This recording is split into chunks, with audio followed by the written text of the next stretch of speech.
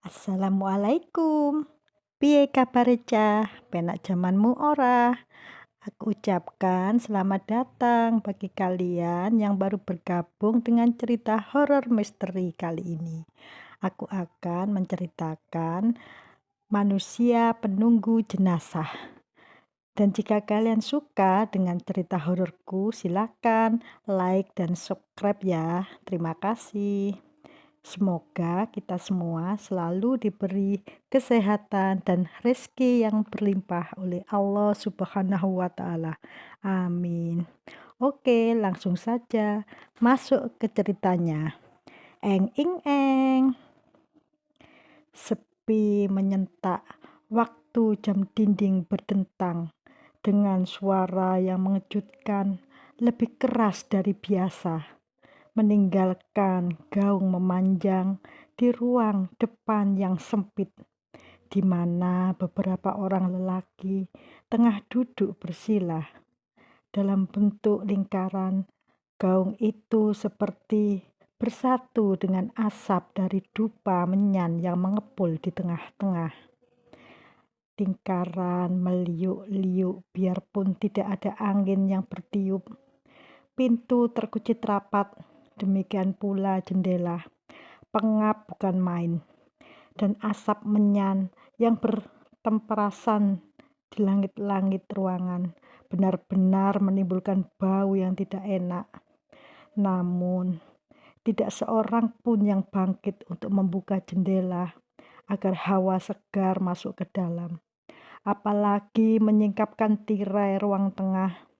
Tidak, tak seorang pun yang bergerak dari tempat duduknya. Sampai sudah jam 10. Salah seorang di antara mereka berbisik pelan, tetapi begitu tiba-tiba semua kepala tertengadah menatap orang itu. Berpasang mata, memancarkan kecemasan. Yang sudah jam 10 lebih, mengapa orang itu belum datang? Keluh laki-laki yang lebih muda di dekat pintu keluar. Suaranya resah, ia bergerak sedikit.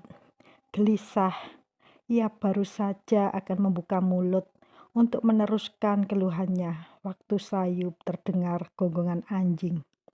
Bukan gonggongan, tetapi lolongan. Mula-mula rendah, lalu tinggi, rendah lagi memanjang. Refleks mereka saling berpandangan. Dan seperti dikomando, pandangan semua laki-laki itu beralih ke gorden pintu yang menutupi pemandangan ke ruang tengah. Kain gorden itu bergerak perlahan-lahan. Nafas-nafas berat seketika meluncur dari mulut salah seorang di antara mereka. Laki-laki pertama tadi yang rambutnya sudah ubanan dan tulang pipinya kempot dimakan usia.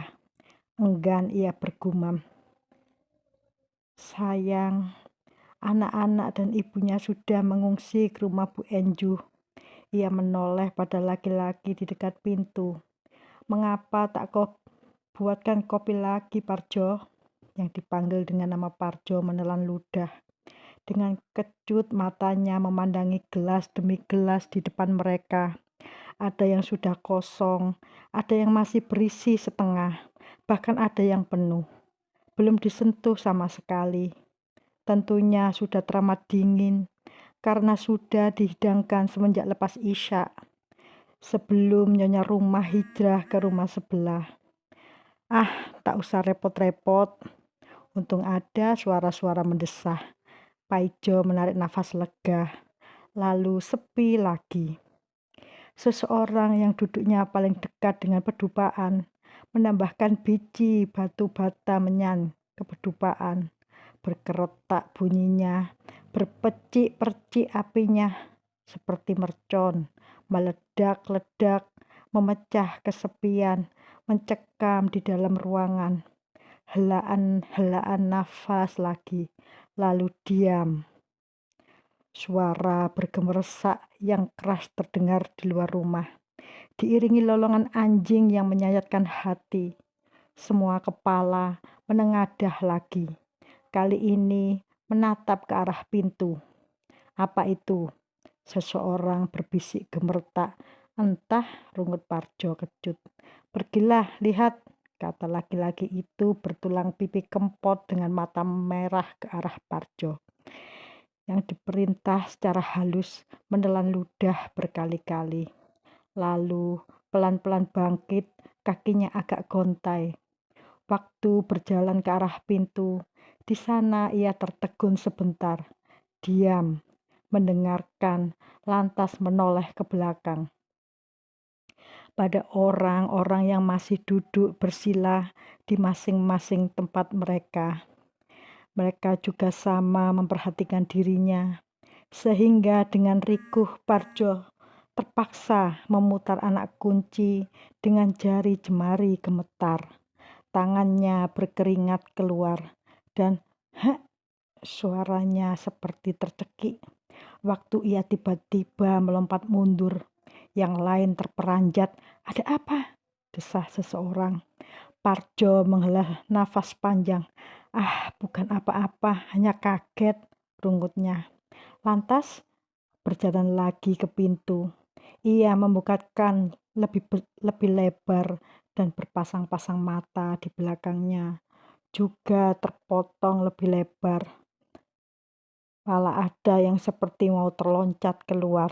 Engsel pintu berderit nyaring, dan kemudian terhempas keras, menghantam tembok. Angin dingin menghembus masuk. Sesosok tubuh bermuka pucat berdiri di muka pintu. Ia mengenakan celana hitam, kemeja kotak-kotak berwarna gelap, dengan kain sarung yang juga hitam melingkar dari pundak sampai batas pinggang. Ia rupanya tidak mengenakan alas kaki, sehingga langkah-langkahnya tidak terdengar waktu berjalan ke teras, lantas berdiri di pintu.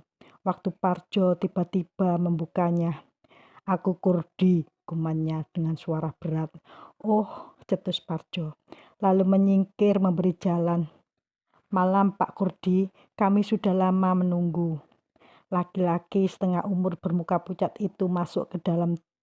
Tubuhnya sedang, tidak tinggi, tidak pula pendek, tidak gemuk namun tak bisa dikatakan kurus. Gerak-geriknya tenang, bahkan tampak lamban, sehingga ia bukanlah tipe seorang lelaki yang patut diperhatikan secara khusus.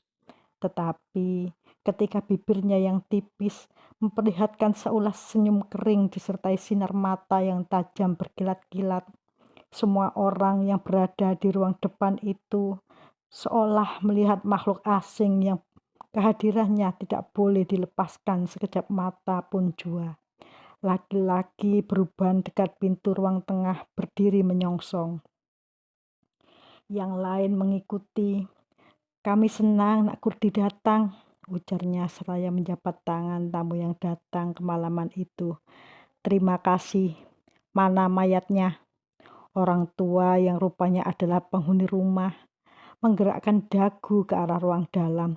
"Di sana," sungutnya menguatkan. Kurdi memperhatikan dupa menyan yang menyepulkan asap di atas tikar pandan. Ia menghirup asap menyan itu dengan perasaan nikmat, dan sepasang matanya yang berkilat-kilat tampak kesenangan.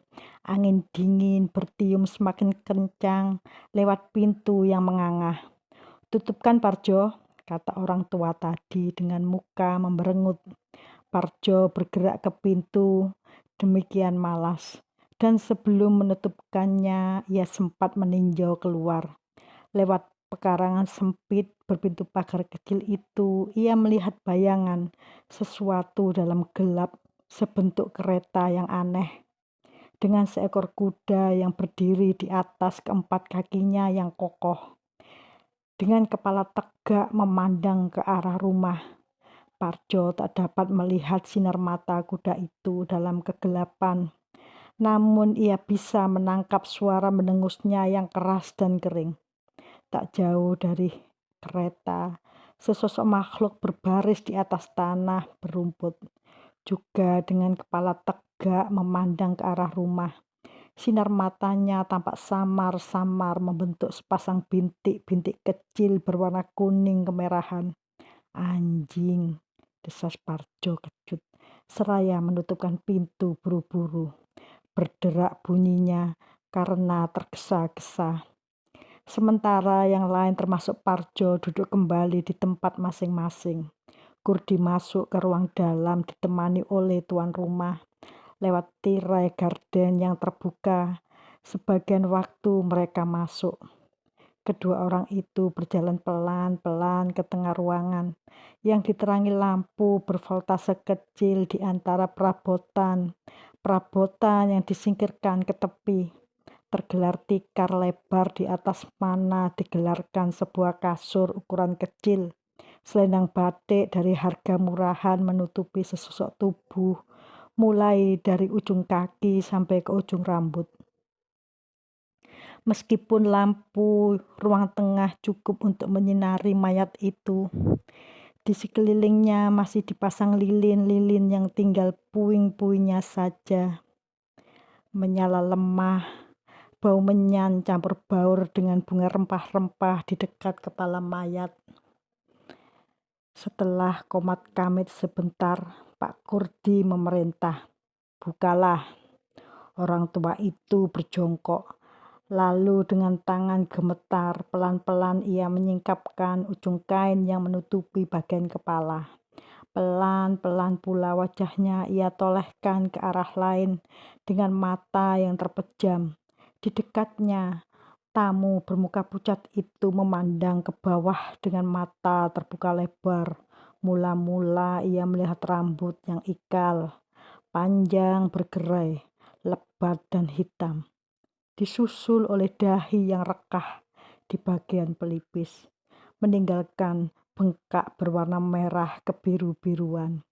Di bawah alis tipis, lentik dan bagus bentuknya. Sepasang mata tampak melotot di antara kelopak-kelopak yang hancur, bercampur darah mengering. "Terus," sungut Kurdi waktu gerakan tangan yang membuka kain penutup agak tersendat.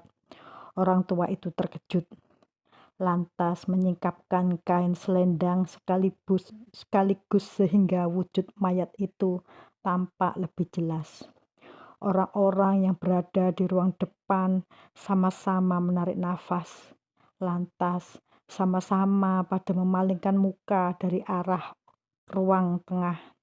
Orang tua yang berjongkok di sebelah Kurdi mulai menangis.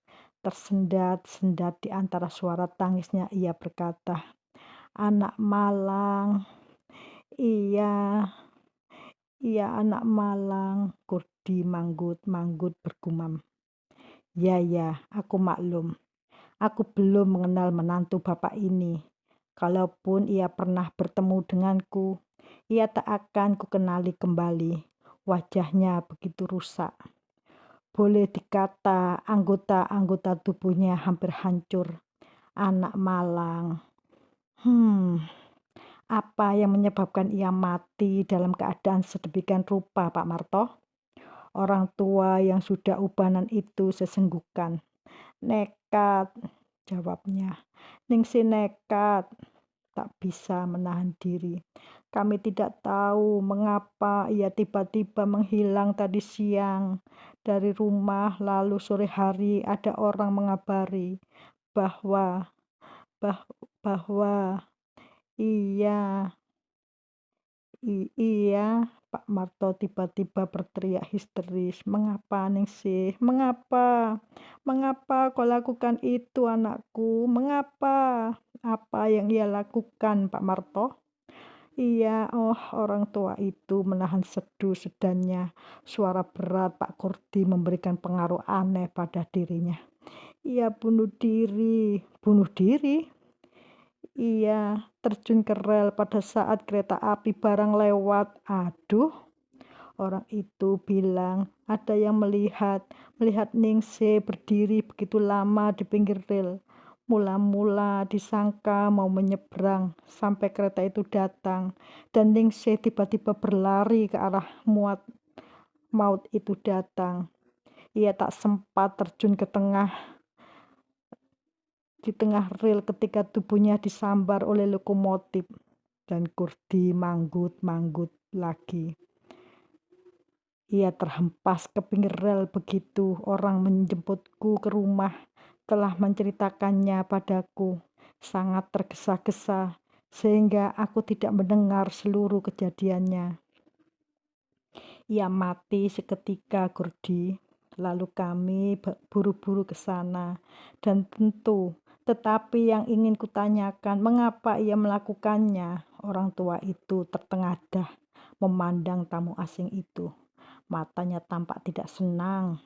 Anakku telah mati, sesungguhnya dingin. Tak sempat kami kuburkan hari ini. Lalu kami panggil untuk menjaganya. Itu saja. Jadi, seraya geleng-geleng kepala, Kurdi bergumam. Lihatlah, pandangan matanya, ia mati penasaran. Karena itulah aku kalian panggil, Pak Marto. Kurdi tersenyum renyah dan erang kaku. Kalian penakut, nak, kalian penakut. Karena kalian merasa bersalah, kalian jadi penakut. Berkata demikian, sepasang mata Kurdi berkilau-kilau di wajahnya yang pucat.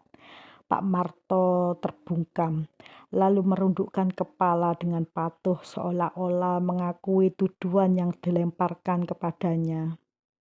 Perempuan ini punya kamar sendiri, tanya Kurdi kemudian. Orang tua itu manggut-manggut. Tidak bisakah kalian memberi penghormatan padanya barang sedikit? Baringkanlah anak bapak di atas ranjangnya sendiri. Pak Marto memandang Kurdi dengan heran.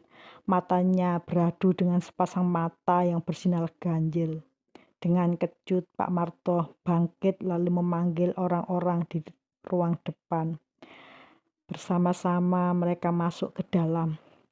Enggan bersama-sama pula mereka pindahkan mayat yang sudah rusak wajah dan bagian-bagian tubuhnya itu ke kamar tidur. Teramat enggan. Selesai melakukan tugasnya, orang-orang itu cepat-cepat berlalu ke ruang depan kepada Parjo yang duduk termangu tanpa ikut masuk ke dalam. Orang-orang itu pamit tak lama kemudian. Pak Marto menyusul. Ia mengamit Parjo, mengajaknya keluar seraya menjelaskan. Orang itu minta dibiarkan sendirian. Ia ada di kamar tidur bersama mayat istrimu. Wajah Kurdi yang pucat diam tak bergerak-gerak. Setelah ia mengambil tempat duduk di sebuah kursi dekat kepala tempat tidur. Di hadapannya terbaring mayat yang baru saja dipindahkan dari ruang tengah. Bagian-bagian wajah yang masih utuh tampak lebih pucat lagi. Di beberapa tempat malah sudah kebiru-biruan. Demikian pula sebagian lehernya yang jenjang. Seraya bibirnya yang kering kumat Kamit membaca mantra. Perlahan-lahan Kurdi memungkukkan badannya ke depan. Kain selendang yang menutupi mayat itu ia singkapkan seluruhnya. Mata Kurdi terpejam. Mulutnya komat Kamit lebih cepat. Terkadang disertai keluhan-keluhan berat dan rintian-rintian seperti kesakitan. Waktu ia buka matanya kembali, dua berkas sinar hijau kemerah-merahan membersit dari sepasang mata Kurdi, menatap langsung ke arah di mana seharusnya terletak sepasang mata di wajah mayat yang sudah rusak itu. Tubuh Kurdi mulai bergetar, keringat sebesar jagung memercik dari jidatnya. Waktu pelan-pelan ia berbisik, kembalilah. Kembalilah kau, wahai arwah yang telah pergi. Sepi sejenak. Kurdi menggeram. Ku bilang, kembalilah. Aku tahu kau masih gentayangan di sekitar jasadmu. Kau belum tiba di padang yang semestinya. Karena kau tak rela. Kembalilah arwah yang telah hilang. Kembalilah. Sosok tubuh yang hampir hancur di atas kasur bergerak sedikit, hanya sedikit. Jangan enggan, kembalilah, Kurdi membentak dengan suara kesal. Tiba-tiba gelembung-gelembung payudara di tubuh perempuan telanjang yang sudah menjadi mayat itu naik turun dengan gerak-gerakan lembut mula-mula, lantas makin lama makin kencang, lambat lagi, kencang kembali, dan setelah helaan nafas berat terluncur dari bibir pecah-pecah yang sebagian sudah somplak dagingnya, sehingga tampak beberapa buah gigi bertonjolan keluar. Gerakan naik turun dada mayat itu mulai teratur. Tanda-tanda kehidupan sudah terlihat nyata. Biarpun anggota-anggota tubuh lainnya masih diam, tidak bergerak-gerak. Orang-orang yang telah memandikan mayat itu senja hari tampaknya tergesa-gesa atau demikian ketakutan sehingga pekerjaan mereka tidak sempurna. Darah kering masih melekat di bahu yang bengkak kebiru-biruan. Juga di pertengahan lengan kanan yang hampir putus, lutut kanan yang pecah, letaknya menyimpang. Mungkin tidak ada yang teringat untuk membetulkannya. Mungkin pula karena tulang-tulang lutut itu sudah hancur berantakan, sehingga sukar membetulkannya dalam posisi semula. Anak malang, desah Kurdi serak. Ia menelan ludah. Dan mereka benar-benar menterlantarkan engkau. Tentu kau begitu penasaran bukan? Helaan nafas berat keluar dari mulut mayat yang rusak itu. Dadanya bergelombang cepat seperti marah. Tidak, guman Kurdi seraya menyeringai. Aku tidak bermaksud menyakiti dirimu. Wajah mayat yang rusak itu terangkat dari bantal sekejap. Karena kemudian terhempas kembali dengan keras. Kurdi tertawa kecil. Tulang lehermu patah, nah. Jadi diamlah, kau tidak bisa bergerak. Kau akan menurut segala perintahku. Sekarang jawablah, siapa namamu anak manis? Helaan nafas dari mulut mayat berubah jadi desah angin. Sayup-sayup terdengar suara memelas. Suara seorang perempuan, setengah marah, setengah menangis. Marni, umurmu? Buat apa kau tahu? Harus ku ketahui yang sekecil-kecilnya mengenai mayat-mayat yang kutunggui. 30 tahun, 2 bulan. Dan cukup tak usah kau sebutkan harinya. Lahirmu. Ya, siang atau malam. Senja, patut matimu penasaran. Orang yang lahir senja hari seperti kau umumnya berhati penasaran. Apa yang terjadi? Mengapa begitu cepat datangnya malam? Kau tak tahu karena kau lahir senja hari. Lalu kau ingin tahu. Itulah sifat yang lebih menonjol dari sifat-sifat lain. Sangat penasaran, serba ingin tahu dan tidak sabaran. Dada mayat itu berbungah-bungah. Kurdi memperhatikannya, dan mulutnya tersenyum senang. Sifat jelek itulah yang menyebabkan kematianmu. Benar bukan? Suara sayup-sayup itu bersungut-sungut gini. Lantas apa pedulimu? Kurdi angkat bahu. Sudahi pertanyaan-pertanyaanmu, manusia terkutuk. Sudahilah, aku sangat lelah dan kesakitan. Tubuh mayat itu bergerak-gerak ke kiri, ke kanan, menyertai permintaannya yang teramat memelas. Aku telah memenuhi panggilanmu, karena itu sudahilah siksaan ini. Cukuplah sudah siksaan yang kuterima menjelang saat terakhir hidupku. Jangan tambah-tambah lagi. Hentikan, kau manusia pengabdi setan. Aku telah datang. Kau tentunya puas, pengabdi setan. Karena itu, katakanlah sekarang, maukah kau menolongku? Kurdi menyeringai lebar. Tentu, sahutnya. Bangkitkan aku kembali, bangkitkan aku untuk membalas sakit hatiku. Sakit hati. Pada siapa kau sakit hati? Perempuan laknat itu. Alis mata Kurdi yang berbentuk golok menyipit. Kau dimadu? Ya, aku dimadu. Haram jadah benar. Aku dimadu. Perempuan laknat itu telah merenggut kebahagiaanku, merenggut cintaku, merenggut suamiku, kemudian merenggut hidupku. Ia tak bersalah terhadapmu, Kurdi keberatan. Tak patut aku dilibatkan dirinya, siapapun juga perempuan itu.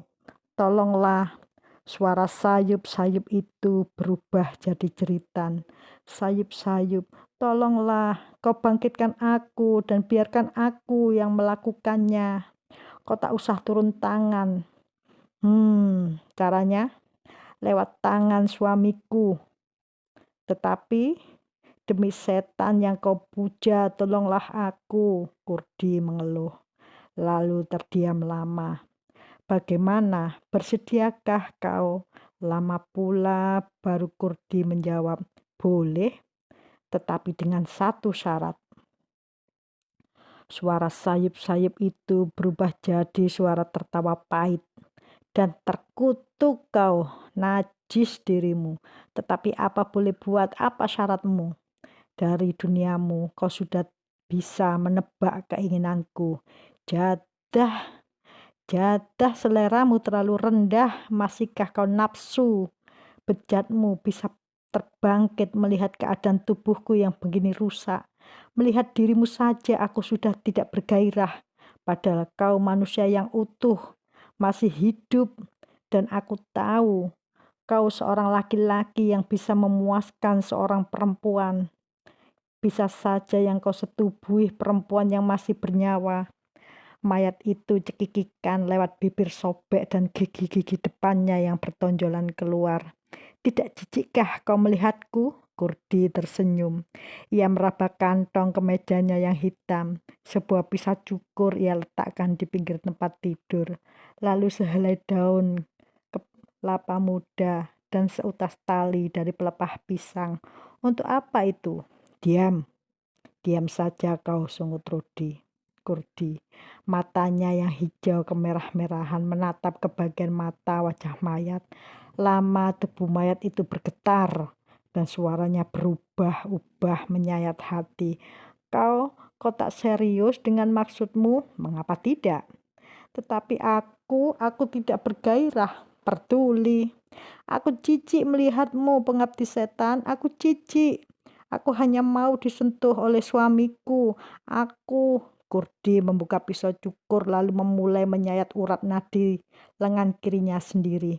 Mayat itu berteriak, aku benci melihat darah, aku benci melihatmu. Tetapi tubuh mayat itu di tempat tidur tidak bergerak sama sekali untuk melawan. Waktu dari urat nadi Kurdi mengucur darah deras yang oleh Kurdi kemudian diteteskan tepat di bagian mana jantung mayat terletak. Payudara perempuan itu naik turun dengan gelisah ketika darah merah yang segar dan hangat itu mengenai bagian kulitnya. Terdengar suara seperti belerang disiram air. Seperti belerang pula dari sekujur tubuh mayat berkebul asap putih ke langit-langit. Bercampur dengan asap dupa menyan yang memenuhi 4 pojok kamar tidur. Bau tak enak menusuk hidung. Namun Kurdi menghisapnya dengan perasaan nikmat. Wajahnya yang pucat justru jadi kemerah-merahan. Dan tubuhnya mulai basah oleh peluh. Ia dengar suara si perempuan yang memohon, jangan, tetapi ia tak peduli. Jangan, Kurdi tetap tidak peduli. Darah semakin banyak mengucur, asap semakin banyak berkepul. Lalu tubuh mayat di atas tempat tidur mulai berubah wujud. Bagian-bagian yang telah rusak ditabrak lokomotif kereta api yang merenggut kematian si perempuan kembali dalam wujud semula. Yang terbaring di atas tempat tidur bukanlah lagi sosok tubuh yang mengerikan, akan tetapi sosok tubuh telanjang, seorang perempuan berwajah manis, meskipun tidak begitu cantik, namun liku-liku tubuhnya di mata Kurdi tampak begitu indah dan sempurna. Laki-laki itu mulai mengerang. Si mayat mengeluh, "Tidak, tidak!" Disusul teriakan lengking. "Tidak!" Ia terus berteriak, sementara Kurdi membuka pakaiannya. Berteriak dan berteriak memilukan selagi Kurdi naik ke tempat tidur dengan nafsu binatang meronai wajahnya. Ia berubah mengerikan. Jeritan arwah yang kembali menghuni mayat di rumah itu terbawa angin lewat celah-celah pintu, lewat celah-celah jendela, lewat celah-celah atap. Malam yang sepi menyentak jadi terlonjak di rumah sebelah. Pak Marto terloncat dari tempat duduknya. "Dengar," gumamnya serak. Dengan wajah pucat pasi dan tubuh gemetar, orang-orang lain di rumah itu terpaku diam.